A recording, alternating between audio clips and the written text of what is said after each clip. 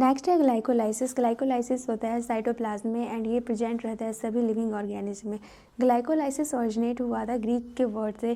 Glyco मतलब होता है शुगर एंड लाइसिस मतलब होता है स्प्लिटिंग। ये जो स्कीम दिए थे ये दिए थे गस्टव, इम्बेडन, ओटो मेयरहॉफ एंड जे पर्नास एंड इसको बोला जाता है EMP पाथवे।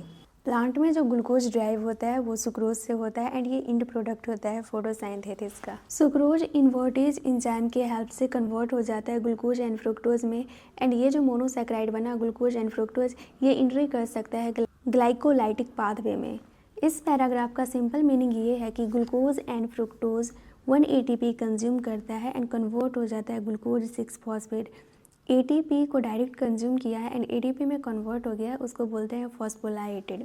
अब ये ग्लूकोज 6 फॉस्फेट में आइसोमेराइजेशन होगा एंड ये कन्वर्ट हो जाएगा फ्रुक्टोज 6 फॉस्फेट में, वही यहाँ पे दिया गया है। एंड अब जितना भी मेटाबॉलिज्म होगा ग्लूकोज एंड फ्रुक्टोज में यहाँ से दोनों में सेम ही होगा, जैसा फ्रुक्टोज में होगा वैसा ही ग्लूकोज में भी होगा।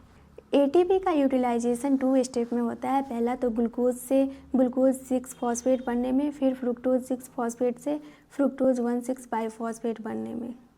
फ्रुक्टोज 1,6 फॉस्फेट स्प्लिट कर जाता है PGL में एंड डाईहैप में। PGL का फुल फॉर्म होता है ग्लिसरॉल्डिहाइड 3 फॉस्फेट, ये 3 कार्बन का होता है एंड डाईहैप का फुल फॉर्म होता है डाईहाइड्रोक्सी एसीटोन फॉस्फेट, ये भी 3 कार्बन का रहता है। PGAL कन्वर्ट होता है BPGA में। BPGA का फुल फॉर्म होता है 1,3 फॉस्फोग्लाइसेरिक एसिड एंड ये भी 3 कार्बन का होता है। यहाँ पे देख सकते हैं एल्डिहाइड है PGL में एंड यहाँ पे एसिड है, मतलब कि ऑक्सीडेशन यहाँ पे हुआ है। एल्डिहाइड से एसिड बना है तो ऑक्सीडेशन हुआ है एंड यहाँ पे एक हाइड्रोजन ऐड हुआ है, NAD से NADH में कन्वर्ट हुआ है, मतलब कि यहाँ पे रिडक्शन हुआ है। ये पूरी ग्लाइकोलाइसिस में सिंगल स्टेप है जहाँ पे कि NAD से NADH बन रहा है। एंड अब PGL से जितना भी प्रोडक्ट बनेगा सब 2 मॉलिक्यूल का बनेगा। BPGA भी 2 मॉलिक्यूल का बना है एंड यहाँ पे जो NAD से NADH बना है तो यहाँ पे 2 हाइड्रोजन रिमूव हुआ है, वही यहाँ पे दिया गया है कि 2 redox equivalent are removed from BGL। BPGA से PGA बन गया। अब PGA से फॉस्फोग्लाइसीरेट बनेगा एंड फॉस्फोग्लाइसीरेट से फॉस्फोइनोल पायरुवेट बनेगा जिसको कि शॉर्टकट में पेप बोलते हैं एंड फॉस्फोइनोल पायरुवेट से पायरुविक एसिड बनेगा एंड इस प्रोसेस में एक ATP फिर से बनेगा। ADP से ATP, ये 2 मॉलिक्यूल बना है तो 2 ATP का फॉर्म होगा। 2 ATP यहाँ बन गया, 2 ATP यहाँ बन गया तो मतलब टोटल 4 ATP हो गया।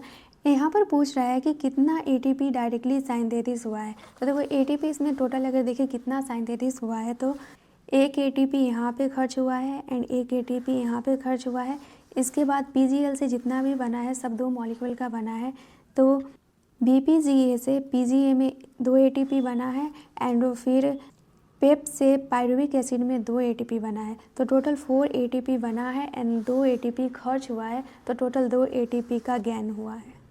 पायरुविक एसिड जो है ये की प्रोडक्ट है ग्लाइकोलाइसिस का एंड पायरुविक एसिड को डिफरेंट सेल डिफरेंट वे में हैंडल कर सकता है। इसमें दिया गया है lactic acid fermentation first and second में अल्कोहलिक फर्मेंटेशन एंड थर्ड में aerobic respiration. Lactic acid fermentation and alcoholic fermentation में O2 अब्सेंट रहता है एंड एरोबिक रेस्पिरेशन में ऑक्सीजन प्रेजेंट रहता है। एरोबिक रेस्पिरेशन में कंप्लीट ऑक्सीडेशन होता है माइटोकॉन्ड्रिया में, क्योंकि माइटोकॉन्ड्रिया में link reaction and Krebs cycle present रहता है। नेक्स्ट है फॉर्मेंटेशन। जब ईस्ट में फॉर्मेंटेशन होता है तो ग्लूकोज का इनकम्प्लीट ऑक्सीडेशन होता है, वो भी एनरोबिक कंडीशन में, मतलब कि यहाँ पे ऑक्सीजन प्रेजेंट नहीं रहता है एंड इस कंडीशन में पायरुविक एसिड जो रहता है ये कन्वर्ट हो जाता है कार्बन डाइऑक्साइड एंड इथेनॉल में एंड पायरुविक एसिड से जब कार्बन डाइऑक्साइड इथेनॉल बनता है तो इसमें हेल्प करता है enzyme pyruvic acid decarboxylase and alcohol dehydrogenase, ये जो रहता है रिएक्शन को कैटलाइज कर देता है। एंड नेक्स्ट दिया गया है lactic acid fermentation. Pyruvic acid जो रहता है ये रिड्यूस हो जाता है लैक्टिक एसिड में और इसमें जो एंजाइम हेल्प करता है वो रहता है lactate dehydrogenase. Reducing agent NADH जो है ये फिर से रीऑक्सीडाइज हो जाता है NAD+ में, दोनों रिएक्शन में एरोबिक हो या एनरोबिक हो, क्योंकि देख सकते हैं जब ग्लिसरॉल्डिहाइड 3 फॉस्फेट से 3 फॉस्फोग्लाइसेरिक एसिड में चेंज हो रहा है तो यहाँ पे NAD+ का नीड पड़ता है, तो ये जो NAD+ बना है ये फिर से यहाँ पे कंज्यूम हो जाएगा, तो इससे साइकिल कंटिन्यू रहेगा। Lactic acid and alcohol fermentation में ज़्यादा एनर्जी रिलीज़ नहीं होता है, लेस देन 7% एनर्जी प्रोड्यूस होता है और वो भी सारा ट्रैप नहीं हो पाता है ATP में। जब ईस्ट में अल्कोहल का कंसंट्रेशन 30% से ज़्यादा हो जाता है तो ईस्ट खुद मर जाता है, मतलब कि उसके लिए खुद हार्मफुल है ज़्यादा कंसंट्रेशन। यहाँ पर फिगर दिया गया है एनरोबिक रेस्पायरेशन का। यहाँ पे देख सकते हैं ग्लूकोज है, ग्लूकोज से कन्वर्ट हुआ ग्लिसरॉल्डिहाइड 3 फॉस्फेट में, यहाँ NAD+ कंज्यूम हुआ एंड बना NADH एंड फिर 3 फॉस्फोग्लाइसेरिक एसिड में चेंज हुआ।